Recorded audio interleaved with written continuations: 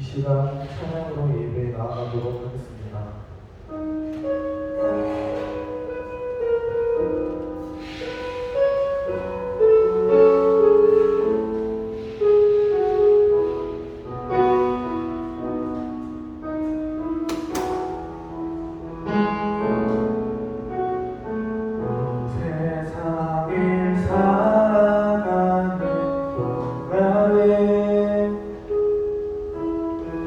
나의 힘을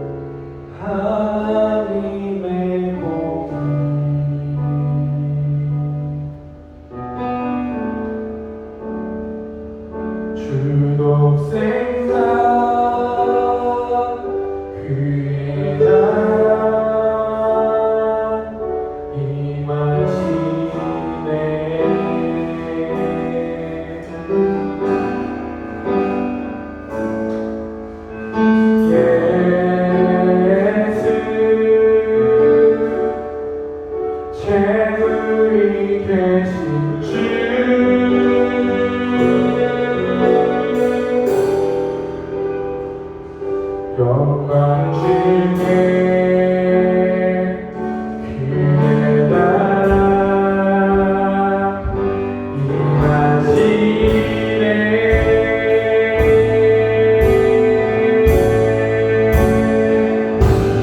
주의 나라 영원하며 그의 영광 무궁하리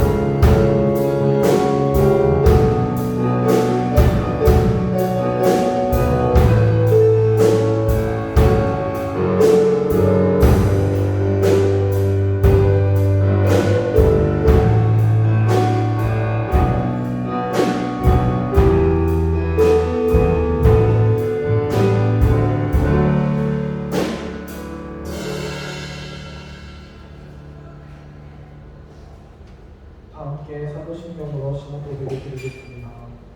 나는 전능하신 아버지 하나님 천지의 창조주를 믿습니다. 나는 그의 유일하신 아들 우리 주 예수 그리스도를 믿습니다. 그는 성령으로 잉태되어 성경녀 마리아에게서 나시고 본디오 빌라도에게 고난을 받아 십자가에 못 박혀 죽으시고 장사된 지 4일 만에 죽은 자 가운데서 다시 살아나셨으며 하늘에 오르시어 전능하신 아버지 하나님 우편에 앉아 계시다가 거기로부터 살아있는 자와 죽은 자를 심판하러 오십니다. 나는 성령을 믿으며 거룩한 공교회와 성도의 교제와 죄를 인석하는 것과 몸의 부활과 영생을 믿습니다. 다 함께 찬송가 83장 드리겠습니다.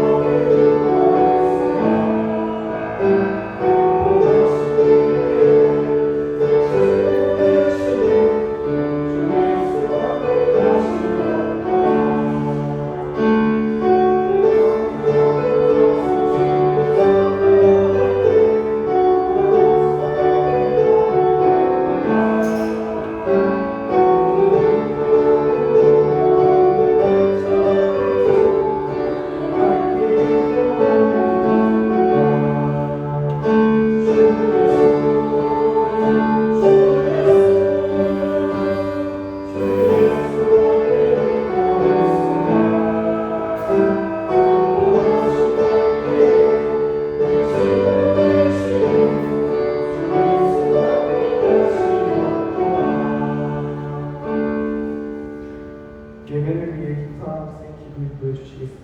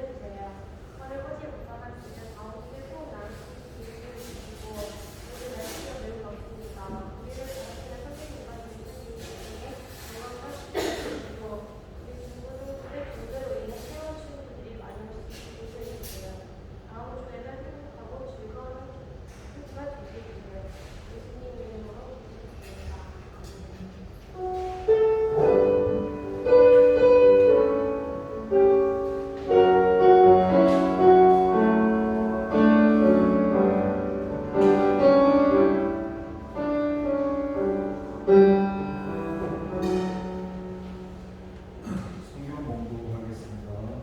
누가복음 10장 25절에서 37절까지 신약 성경 110쪽에 있습니다. 신약 성경 110쪽에 있습니다.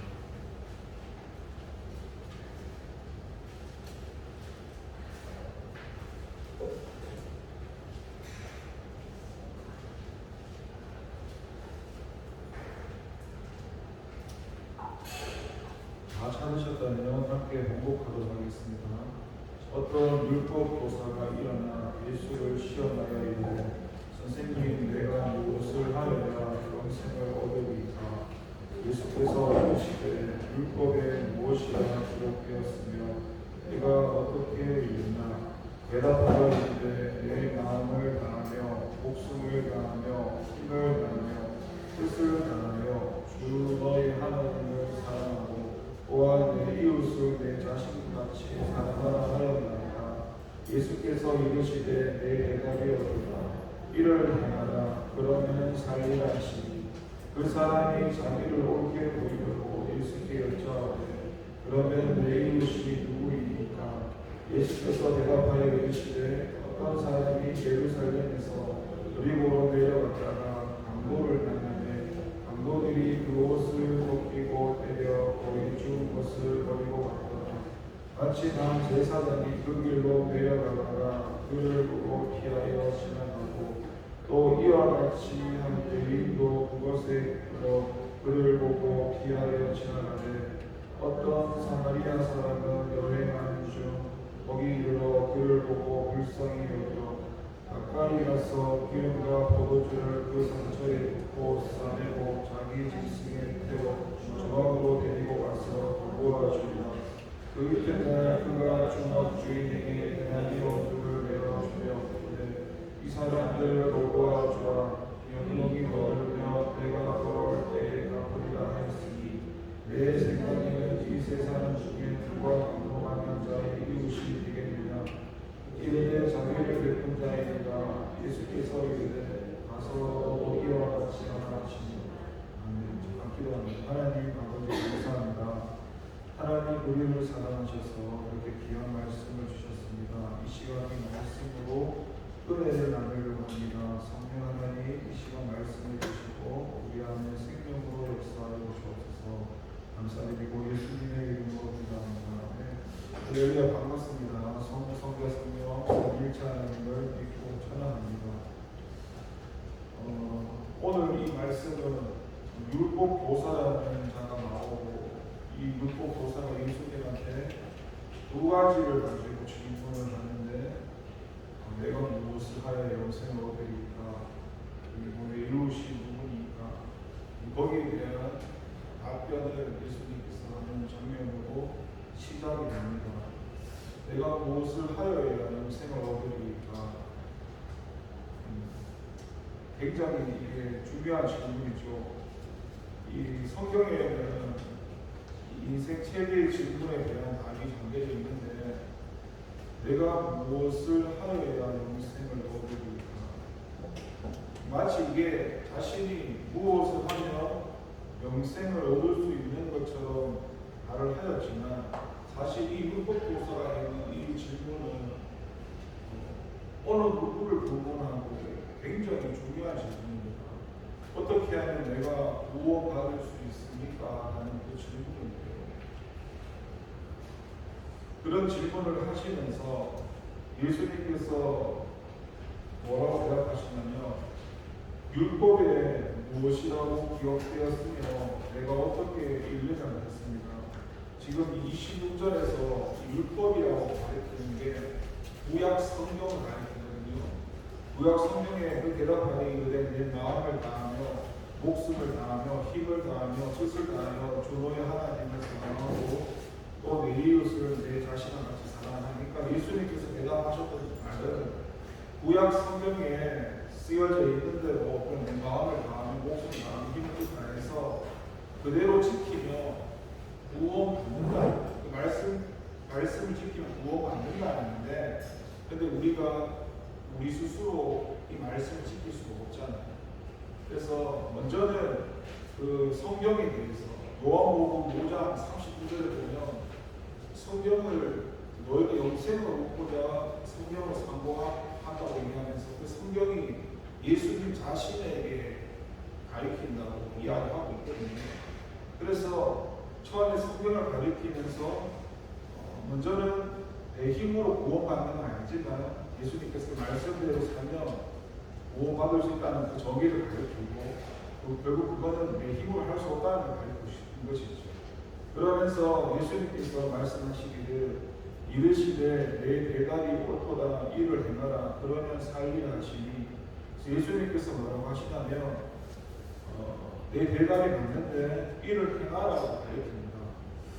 여기서 보면은 우리가 믿음이라는 거하고 행함이라는 부분을 볼 수 있는데 우리 기독교는 믿음과 행함을 가지고 오래전부터 많이 싸웁니다. 우리는 그 이신득이라고 해서 믿음으로 구원받는다라고 하거든요. 근데 문제는 뭐냐면 믿음으로 구원받았으면은 그 믿음으로 구원받은 사람이 어떻게 살아가야 되는가에 대해서 그러니까 구원받았으면 하나님의 말씀을 지키고 살아가는 거에 대해서까지 설명해 줘야 되는데 이단도 우리는 믿음으로 구원받았으면 과거, 현재, 미래까지 주님이 당신은 모든 죄를 십자가에 죽으셨으니까 이건 맞는 말인데 그 뒤에 하나님의 말씀을 따라가야 된다는 그런 걸 가르치지 않고 구원받았으니까 어차피 구원해 주셨으니까 어차피 천국 갈 테니까 마음대로 살아도 상관없다. 그러니까 그 기회를 자르면 이단이 되는 거죠. 그러니까 지금 예수님께서 말씀하시는 거는 이를 행하라는 것은 그 믿음 가운데 살아있는 믿음을 말하는 겁니다. 우리가 입술로만 특히나 여러분 바리새인들과 서기관들 보면은 예수님께서 뭐라고 하시냐면 저들이 하는 말은 듣되 그런데 저들이 하는 것은 공부하지 말라고 합니다. 제사장이나 서기관들이 말씀을 가지고 가르치는 거예요. 그러니까 말씀에서 가르치니까 그 말씀을 듣긴 들으라는 거예요. 근데 문제는 뭐냐? 그 사람들은 자기도 살지 않고 손가락 하나 까딱하지 않으면서 말씀이라고 전하면서 자기하고 아무 상관도 없는 말씀을 전하는데 하나님 말씀을 들어야겠죠. 단지 너희는 그렇게 살지 말라는 겁니다. 이게 무슨 말이냐면 본질이 우리가 예수님을 믿고 말씀을 듣고 예배 드리는 이유가 뭡니까? 본질이 내가 아까 믿음으로 구원을 받았으면은 하나님의 말씀대로 살아가기 위해서 성경도 읽고 말씀을 듣는 거 아니에요? 근데 이게 본질이 되어지지 않고 내가 성경 읽는 거 10독을 했다, 100독을 했다, 그 다음에 이것을 내가 지식으로 채워가지고 그러면은 하나님과 아무 상관도 없습니다. 저도 처음에 훈련을 할 때 이런 게 있어요, 여러분. 똑같이 A랑 B랑 교회에 나와서 말씀을 듣고 주님을 알아갑니다. 근데 A라는 사람은요, 10년, 20년씩 되는데도요, 껍데기는 잘 안 합니다. 계속. 왜냐하면 말씀도 듣고 계속 반복적으로 들었는데, 근데 문제는 뭐냐면 그 사람의 그 말씀에 대한 기본기가 없습니다. 무슨 말이냐면 들었는 말씀을 계속 말을 하는데 그 기초가 없으니까 그 아는 게 아니고 그 아는 것을 설명을 할 수 없습니다. 말을 못한다고. 내가 그 밑바닥을 하나하나 겪어보지 않으면 이 말씀을 자기가 자기 삶에서 겪었던 걸 이야기 못해요. 그러니까 제가 예를 드는 건데 제 같은 경우에 예를 드는 게 뭐냐면 아세요? 또라이시아에 방언을 하잖아요. 예를 들면 방언을 하지 못하는 사람은 무시하는 게 아니라 방언하는 사람을 핍박합니다. 제가 예를 드는 거예요. 무엇을 말하고 싶으면 하면은 제가 여러 번 늘 얘기했던 게 이왕 예수를 믿으실 거면 안 믿을 거면 때려치든지 이왕 믿을 거면은 성경에 있는 하나님이 주셨던 은혜 같은 걸 사모해서 본인이 이왕 믿을 거 겪어보라는 겁니다.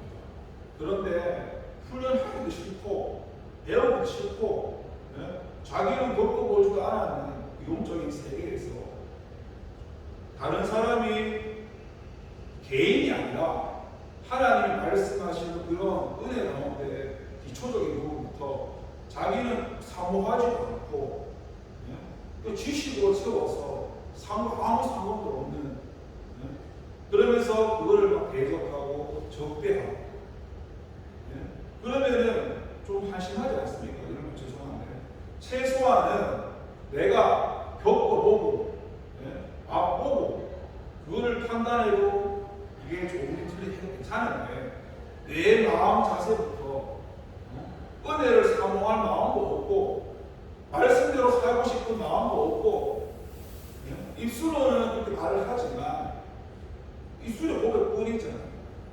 그러니까 이 말을 하는 이유는 제가 뭘 비방하고 싶은 게 아니라 여러분들도 이왕 예수를 믿으면 성경에서 말씀하신 그런 은혜를 최소한 본인들이 사모하고 누려야 됩니다.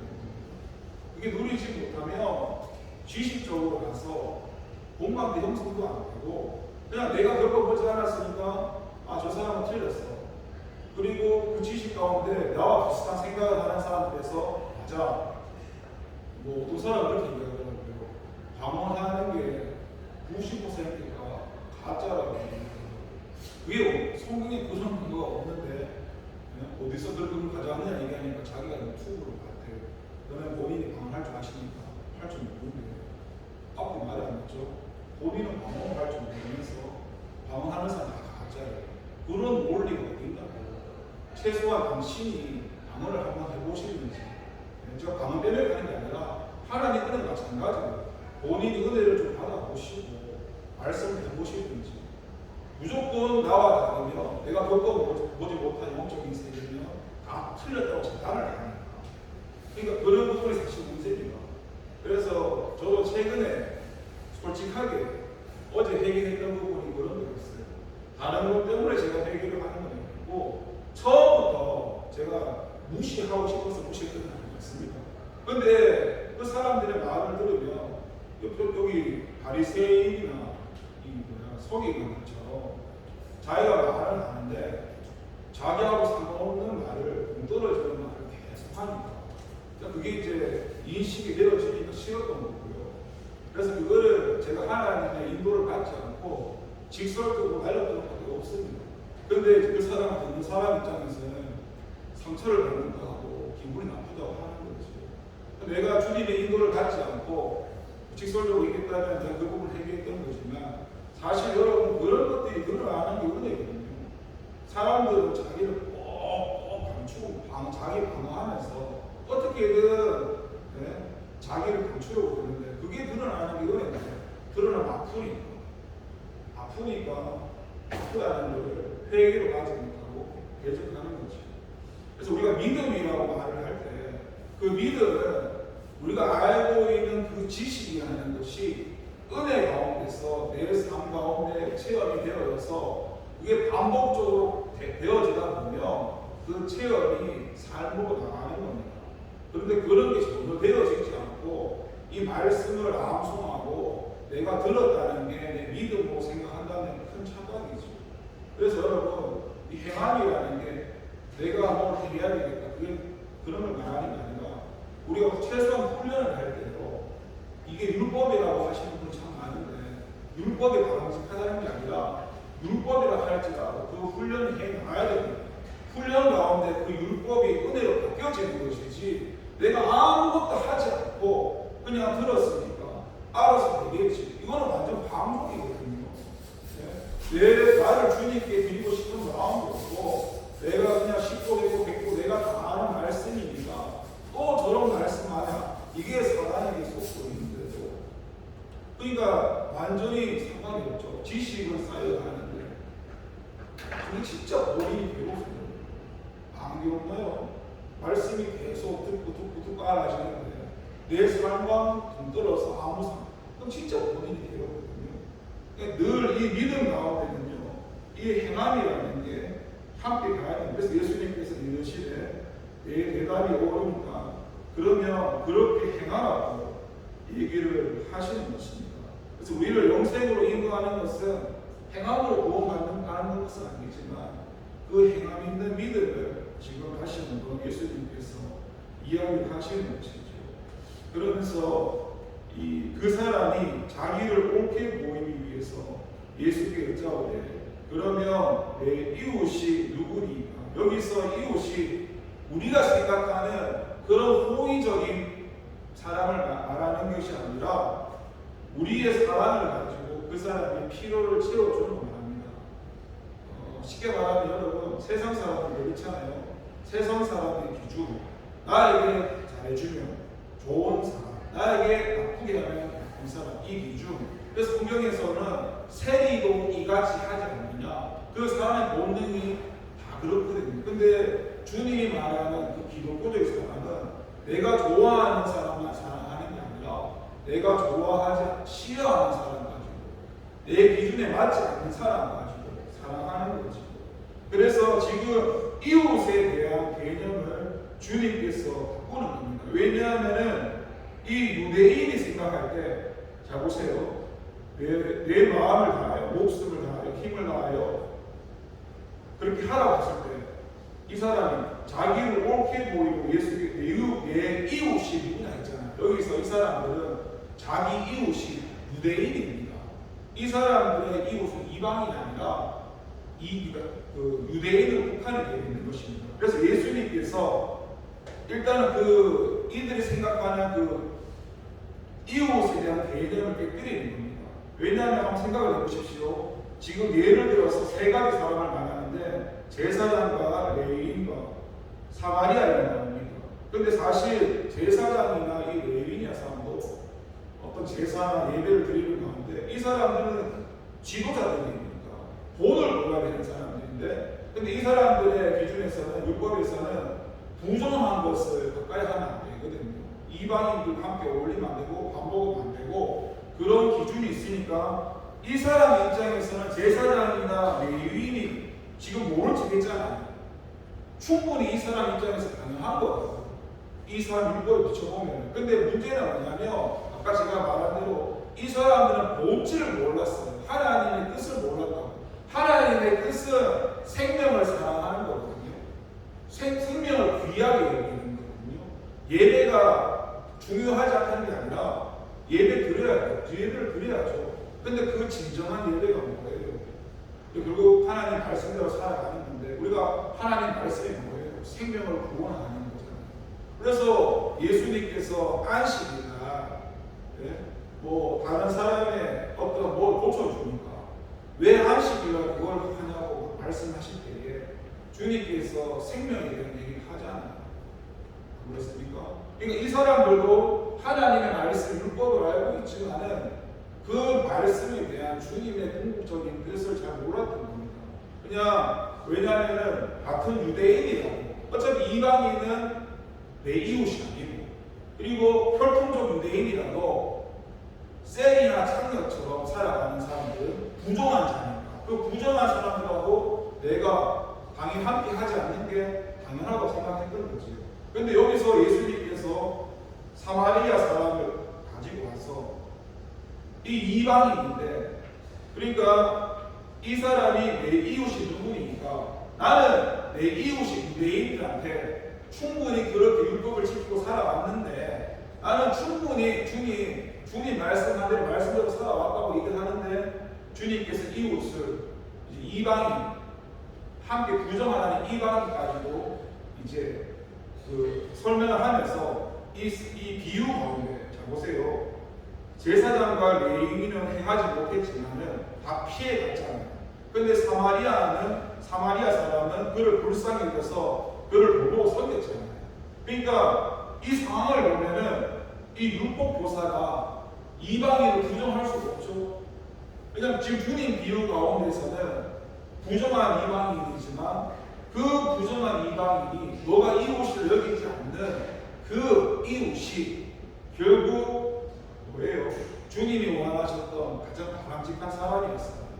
그래서 이 인식을 깨뜨리면서 이제 이웃에 대한 개념을 깨뜨리는 거죠.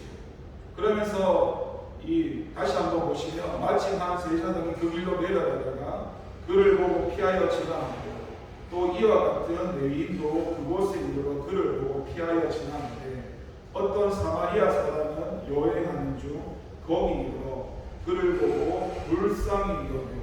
그러니까 여러분, 이 참된 우리가 말하는 예배라는 것이 무엇일까요? 이거는 사실 저한테도 굉장히 힘든 부분인데, 물론 진리가 굉장히 중요합니다. 근데 그 진리 위에다가 이 사랑이라는 거 쓰면은 사실 참 힘듭니다.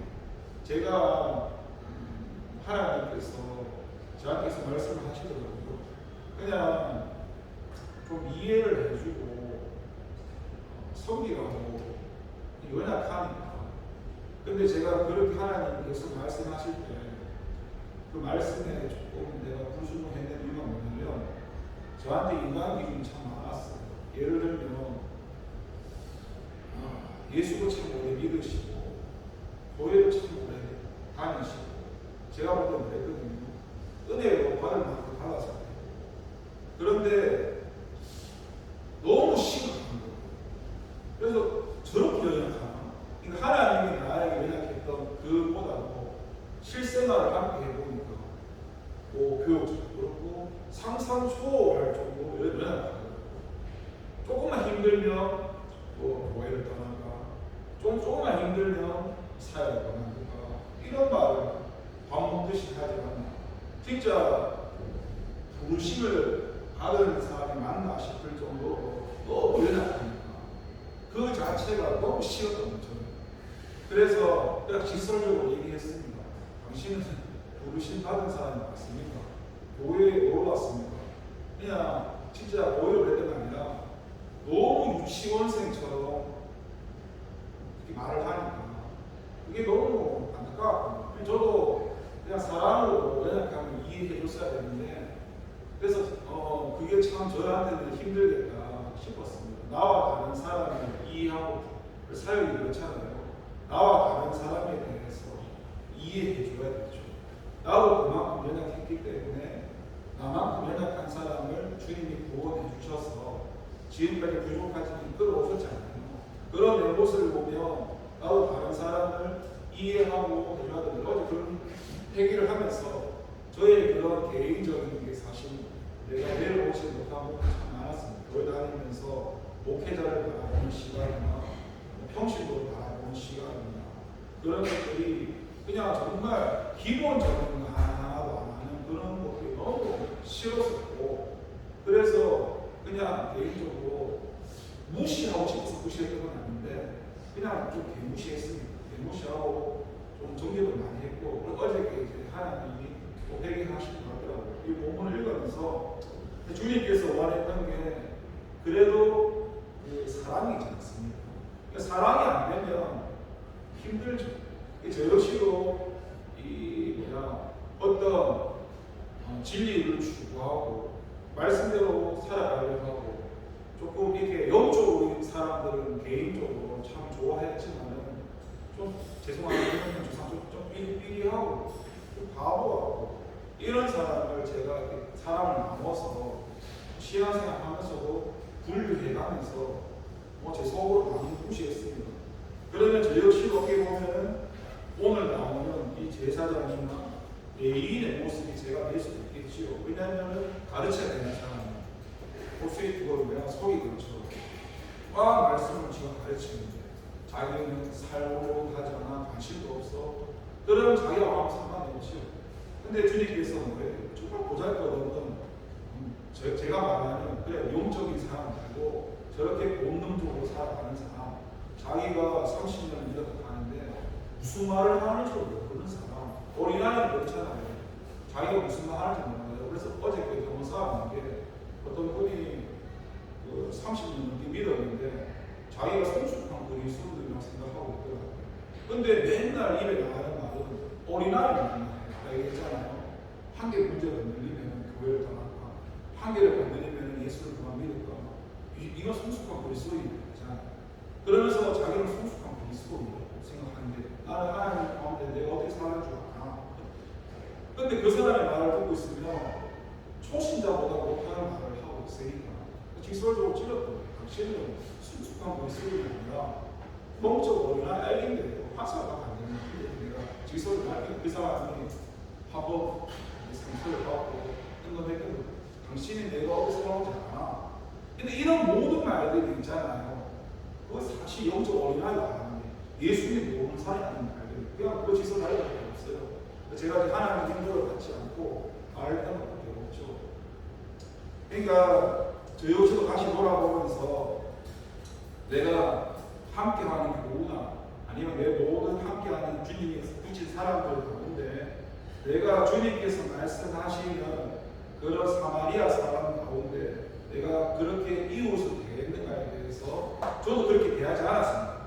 내가 차하게 변명하고 싶지도 않고 나는 아까 말씀드린 내 잣대를 가지고 이 사람이 영적인 것을 추구하고 좁은 길 가는 사람은 정말 저 좋아했고 나도 그 길로 가기 위해서 훈련받아왔기 때문에 주님께 관심도 없고 또 들어보면 그냥 내가 배려시키면서 좀 이렇게 무시하고 지냈던 것 같습니다. 그러면 다시 한번 이제 제가 주님 앞에서 내가 사람을 차별하고 있다는 사실 어제 다시 한번 해결하면서 그 생각했죠. 이 사마리아 사람 인정하지 않는데 이게 내 이웃에 대해서 이거 어떻습니까?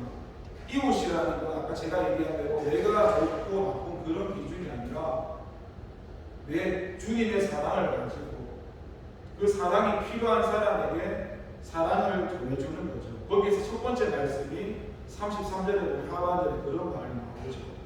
불쌍히 여겨라는 말이 나옵니다. 여러분. 이게 저한테도 하나님이 늘 이런 말씀을 하셨는데 내가 너를 먼저 불쌍히 여겼으니까 너도 다른 사람을 불쌍히 여기라는 이게 주님의 마음이라는 건 불쌍히 여겨야 됩니다. 여러분. 이게 여러분 판단이라는 거하고 분별이라는 게 두 개가 있는데요. 분별을 하면은 죄를 짓지는 않습니다. 근데 판단을 하면 뒤에 정죄가 따라 뒤에요. 분명히 처음에는 비슷해요. 분별한다는 거는 그냥 그 사람의 말을 들어보면 내가 주인 되어서 말하는 걸 분별할 수 있거든요. 거기까지는 죄를 안 짓는데 근데 내가 거기서 그 사람을 판단을 해버리면 내가 하나님 자리에 앉아서 저 역시도 내가 죄를 짓는 거죠. 그런데 그런 판단에 분별을 했으면 그 다음에 불쌍히 여기는 마음을 가져야겠죠. 어제처럼 당신이 성숙한 그리스도인이 아니라 당신은 어린아이라고 내가 말해보다가 그냥 그 사람의 연약함을 위해서 그냥 기도했으면 내가 그 사람을 주님 앞에서 불쌍히 여김 받았어요. 근데 내가 육신으로 반응해서 그냥 정지해버렸잖아요. 그러니까 이웃으로 대하지 않았잖아요. 왜냐면 내 기준만 안 맞았기 때문에 그 사람이 자꾸 자기 성숙한 그리스도인을 우기니까 그냥 싫었던 것밖에 없고 말귀를 못 알아듣니까 지설로 말려던 것밖에 없어요. 근데 저 역시도 회개하면서 그분을 불쌍히 여기지 못하고 그분을 위해서 연약함을 위해서 기도하지 못했기 때문에 오늘 말씀을 보면서 다시 한번 되돌아봅니다. 그러면서 불쌍히 여기면서 가까이 가서 기름과 포도주를 그 상처에 붓고 싸매고 자기 짐승에 태워 주방으로 데려가서 돌보아 주라는 겁니다. 지속적으로 관심을 가지면서 사랑을 실천하는 거죠. 그 이튿날에 그가 주인에 가서 데나니온 둘을 내어주었는데 이 사람을 돌보아 주라. 비용이 들면 내가 돌아올 때이 갚으리라 하였으니 여러분 우리가 사랑에 대해서 저도 마찬가지지만 입술로 사랑을 외칠 때가 참 많습니다. 여러분 당장에 저 굶어 죽는 사람이 있는데 입술로 사랑한다는 게 말이 됩니까? 당장에 굶어 주고 하면은 뭐 먹을 거라도 좀 주든지 사랑은 입술로 하는 게 아니죠. 입술로 했으면 그 사랑의 실천이 따라가야 되는데 이 사람은 내가 싫어하는 사람이 이 기준을 갖고 나아가지 않죠. 저 역시도 마찬가지입니다. 나도 그 사람이 별로 좋지 않으면 사랑을 실천하지 않습니다. 그냥 그 사람이 뭔가 내 기준을 봤을 때 그래도 저 사람이 주님께 좀 사모하는 마음이 있으면은 좋은 기준을 가지고 나가니까 저도 그 기준을 버려야 되죠. 사람이 어떤 기준이든 간에 그냥 하나님 마음 가운데 나의 그런 기준을 내려놓고 바라봐야 되는 거죠. 여러분 지금 37절에 가니까 이르되 자비를 베푸나이다. 예수께서 이르시되 가서 너도 이와 같이 하라고 하는 것은 하나님께서는 오늘도 이런 선한 사마리아인을 찾고 계십니다. 여러분 한번 보세요. 이 당시에요 제사장이나 레위인이나 지도자가 다 있었잖아요. 그러면은 지도자가 있으면 뭐해요? 이 사람들이 하나님 말씀을 알지만 하나님 뜻을 모르니까 무지하잖아요. 자, 하나님이 제사장이나 지도자를 세웠으면 그 하나님 말씀을 가르치고 영향력을 행사해야 되는데 말씀을 가르치는 자가 앞에 지도자가 자기는 삶의 본을 보여주지도 않고 그러니까 아무 영향력을 끼치지 못하는 거지. 오늘날의 우리의 모습은 어떻습니까? 우리가 다른 사람을 가르치고 말씀을 전하고 하는데 우리도 이런 제사장이나 레위인처럼 하나님의 말씀을 올바르게 깨닫지 못해서 그 영혼을 사랑하지도 않고 사랑하려고도 하지 않고 그냥 짝대기를 툭 떠서 얘는 쌩 그만 더 이상 상종하면 안 돼. 얘는 이렇게 딱 내 귀를 잘라버리는 거죠. 그렇게 우리가 이웃을 대하고 있지는 않는지 우리의 모습이 어떠한지 우리도 이 제사장이나 레위인처럼 나의 이웃은 오직 내 이웃이야. 이방인은 내 이웃이 아니라고 끄어가지고 하고 있지는 않는지 주님이 말씀하시는 그 이방인도 우리 그 주님의 사랑이 필요하다면 그 영혼을 사랑하고 불쌍히 여겨서 우리가 받은 은혜를 가지고 나와야 된다는 게 주님의 말씀이고 그 사람이 주님이 말씀하시는 진짜 이웃이 아닙니다. 형식과 습관을 가지고 우리가 말씀대로 말씀하지만 주님의 궁극적인 뜻을 모르면서 그냥 보여지는 형식 그렇게 껍데기만 자꾸 나가면 오히려 우리가 하나님의 뜻을 왜곡되어서 오히려 주님의 영광이 아니라 주님의 이름을 땅에 떨어뜨리는 거죠. 사실 어제 회개를 하면서 여러분 이런 게 있어요. 잘 안 바뀌어질 때, 잘 깨달아지지 않을 때 저는 어떻게 하냐면 제 건물을요 나만 다 까발립니다. 왜냐하면 내가 그걸 주님 은혜 가운데 깨달았는데도 잘 안 되잖아요. 그래서 저는 남한테 호흡을 다 까버리고 그렇게 해서 내가 죄송합니다. 개망신을 좀 당하더라도 내가 좀 그만큼 좀 심각성을 깨닫고 싶어서 주로 제가 할 때 많아요. 근데 남한테 개망신 당하려고 호흡을 다 까버리잖아요. 근데 하루를 지나보면 그렇게 제가 심각하게 생각을 잘 안 해요. 어제까지는 심각하게 생각한 것 같은데 또 하루가 지나보면 그 말을 했는 거죠. 그게 뭐냐면 그 입술의 호흡만큼이나 내 마음 속에서 그렇게 동의하고 그 말대로 동의를 하고 있잖아요. 그만큼 내가 심각하게 말했던 것처럼 말만 했을 뿐이지 심각성은 제가 잘 깨닫지 못하는 거죠. 그래서 여러분 우리가 오늘 주님 앞에서 어떤 모습으로 살아가는지 다시 한번 말씀을 돌아볼 필요가 있습니다. 내가 무엇을 하여 영생을 얻으리까? 우리가 구원받는 거 굉장히 소중하죠. 이런 주님을 주님 앞에 질문해야 돼요. 무조건 방종하라는 소리가 아니라 몸부림치고 훈련도 하고 근데 그런 율법이나 그런 내 기준들이 몸부림치면서 은혜로 바꿔줘야 되죠. 은혜의 삶을 나가야 되죠. 그런 과정이 필요하죠. 그런 과정 다 필요 없고 겪어보지도 않고 해보지도 않고 다른 사람을 정죄해버리거나 그건 잘못된 것이에요. 여러분도 최소한 성경에서 말씀하시는 넘어짐이나 일어섬이나 그런 사람들을 충분히 풍성하게 누리셔야 하죠. 그래야 다른 사람 넘어지는 것도 이해하겠죠. 나는 저 사람과 대립지가 않으면 그냥 나오겠습니까? 내가 하나님 앞에 수도 없이 넘어지고 수도 없이 죄를 지어야 죄를 짓는 게 좋은 건 아니지만 그만큼 나도 그런 존재였는데 그래도 정말 정죄할 마음이 생기지가 않죠.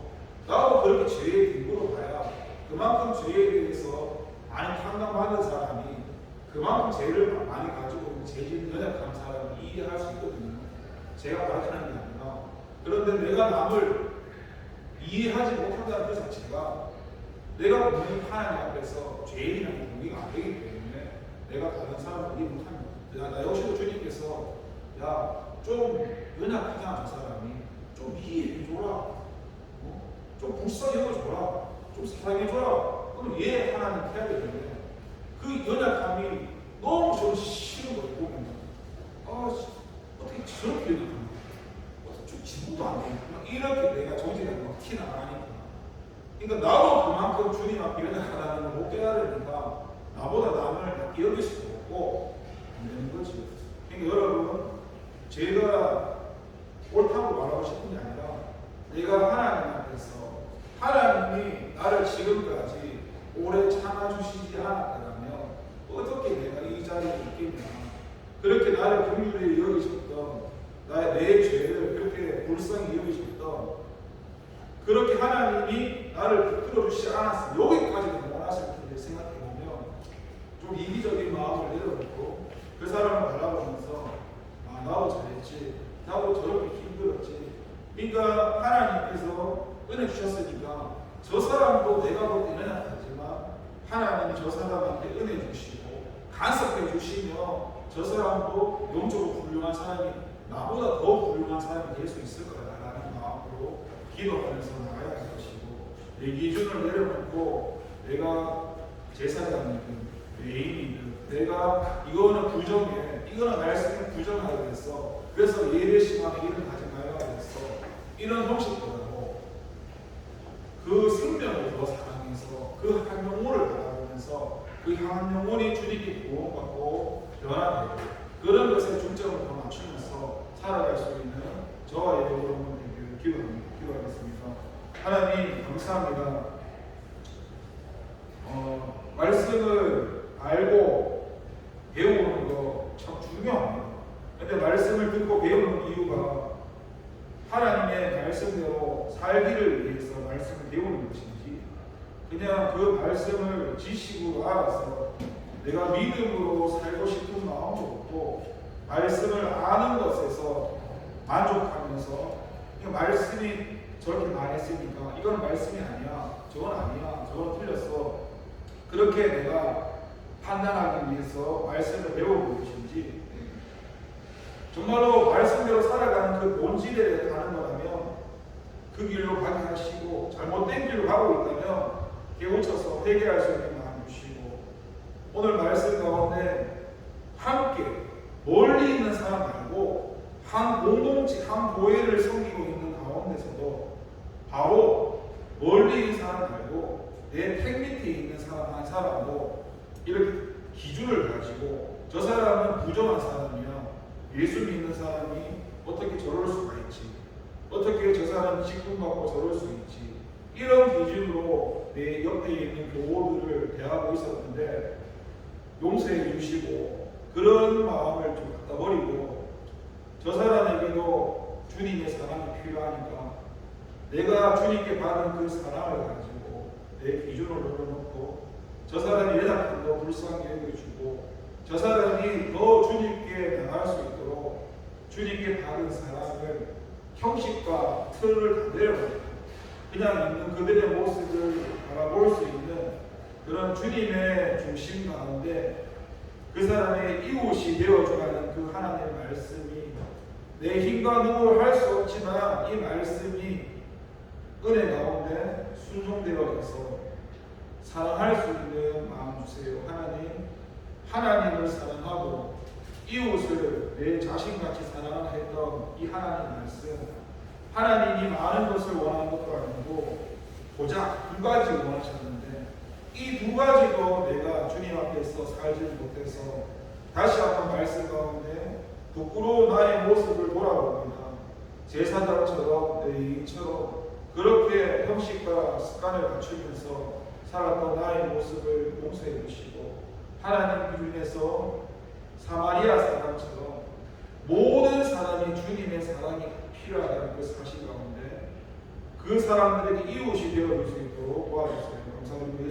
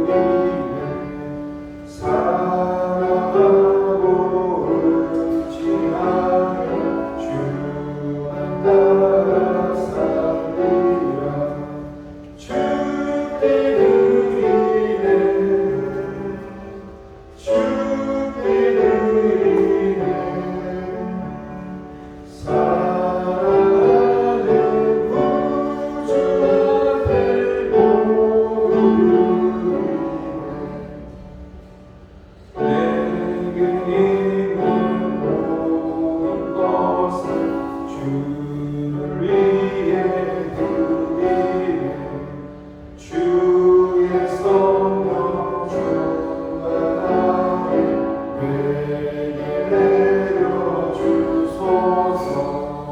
주께 드리네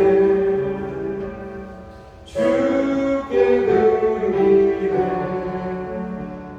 사랑하는 구주 앞에 모두 드리네.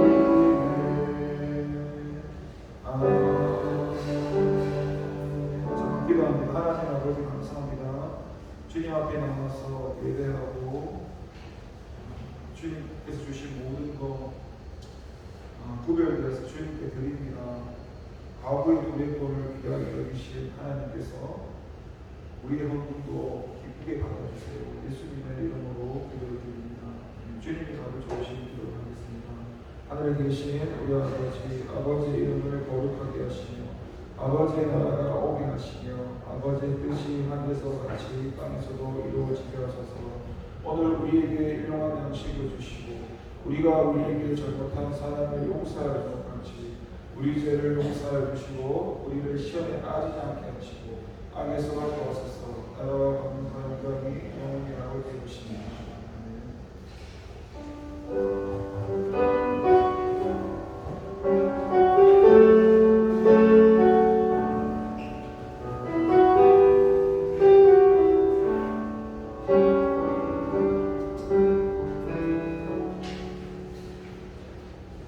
모두 자리에서 일어나